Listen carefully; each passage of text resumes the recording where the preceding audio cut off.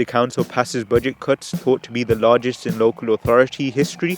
These include cutting up to 600 council jobs, scrapping almost all art funding, selling 11 community centres, dimming streetlights, and moving bin collection to fortnight. So, is Birmingham bankrupt? My name is Rajab Mahmood and I'm a filmmaker from Birmingham, and today we are covering the topic of whether Birmingham is still bankrupt.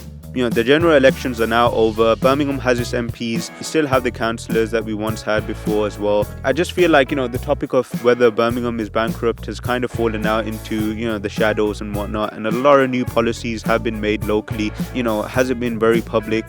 So let's go ahead. I've got a little document that we're reading today with statistics and facts. So let's go ahead and let's get cracking with it.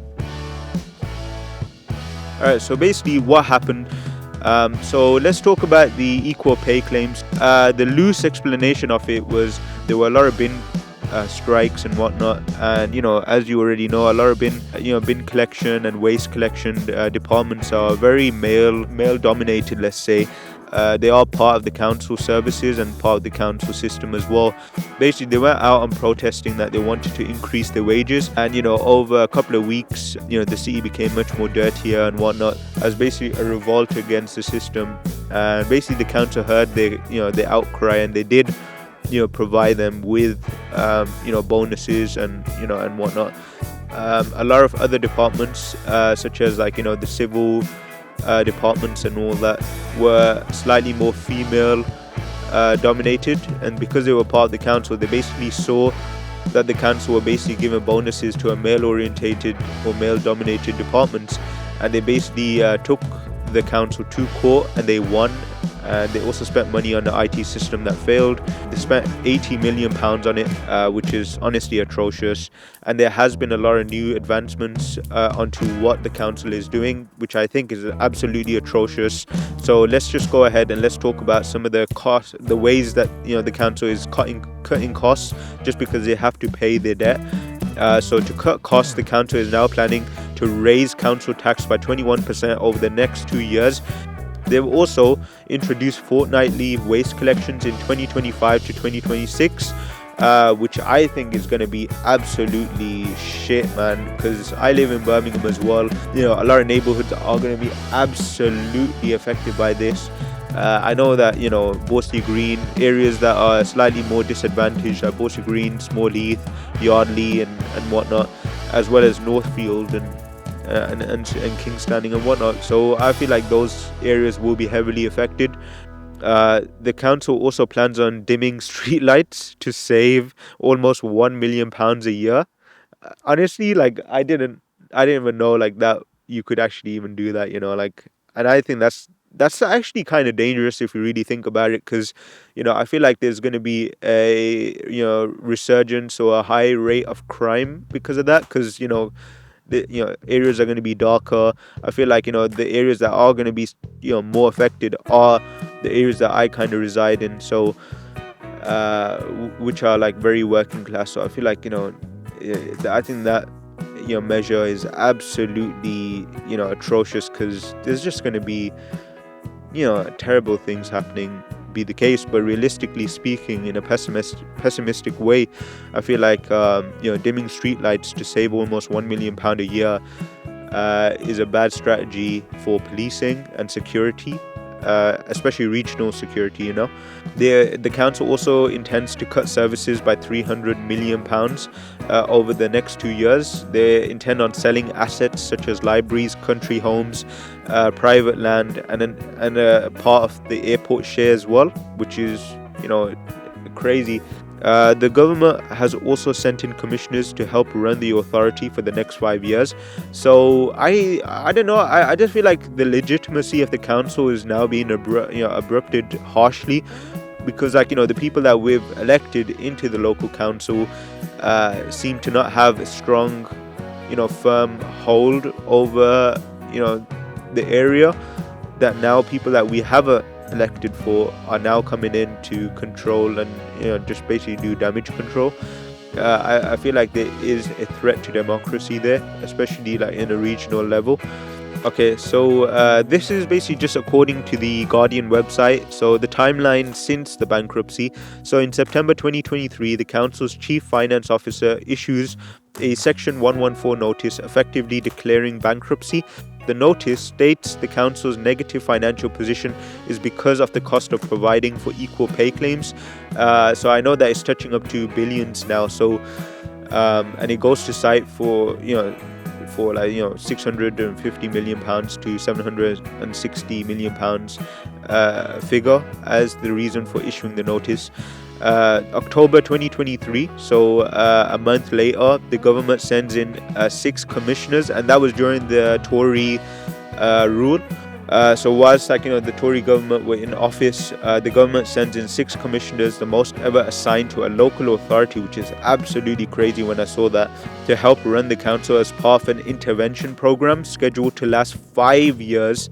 And as we mentioned, that the threat to democracy is that we haven't elected these people. So I feel like there's an issue right there. Their powers include financial governance and scrutiny of strategic financial decision making. So now we skip forward to February 2024. Later in February 2024, the council gets permission for £1.25 billion in exceptional financial support from the government. And I just want to also let you know that was during the Tory under Tory rule. This is not a loan, but a special permission to sell assets and borrow money to cover its costs, including more than £800 million to cover equal pay. And then a month later, in March 2024, the council passes budget cuts thought to be the largest in local authority history. These include cutting up to 600 council jobs, scrapping almost all art funding, selling 11 community centres, dimming streetlights, and moving bin collection to fortnight. Council tax is due to rise by 21% over 2 years. Honestly, I think, I was thinking can MPs do can MPs help out or whatnot? But apparently on the UK government website, it mentioned that MPs can't have a say in what local councillors do. I know it's probably because they're threading, on another person's, job and whatnot. But I don't know, I feel like MPs need to take control, especially Birmingham-led MPs. I feel like they need to make a big say about it because, council tax rising by 21%, that is genuinely a big concern to a lot of people. A lot of people will be affected by this. Yeah, man, honestly, it's such a bad thing. And on the UK government website, it mentions that what your MPs can do for you. MPs can assist their constituents in various types of ways, for making private inquiries on your behalf to raising matters publicly in the House of Commons. First steps, keeping the issue private. Your MP might write to the relevant department or official, send letters to the appropriate minister, or make a personal appointment to discuss this issue. These steps can often go a long way to provide a solution, which I don't think that's going to be possible in this scenario. I think there's a lot of damage that's been, that's happened. But I don't understand, the whole thing that's on the website, on the UK government website, which mentions that MPs don't or can't have a say in what local councils do, when the government has basically the UK government sent in 6 commissioners. I feel like the MPs that have got into the office, they mention they're going to be helping out the communities, the areas that they reside in, the constituencies that elected them in. But where's the campaigns to that highlight this issue? Let's say the issues about waste collection, or dim street lights to save almost £1 million a year. Where's that in their campaigns? Because I don't understand that, and I feel like I need to talk to these MPs and see what their opinions are. So in this series, I am definitely going to be trying my hardest to connect with MPs to get some local interviews. So if you do have any access to them, or if you are an MP watching this, please do get in touch, because I just want to hear what you have to say.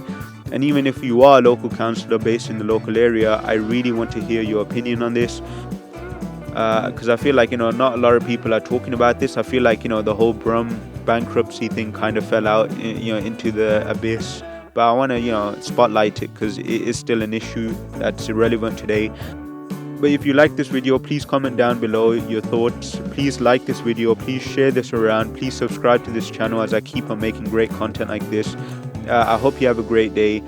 And please do share your thoughts as I mentioned. And yeah, peace out.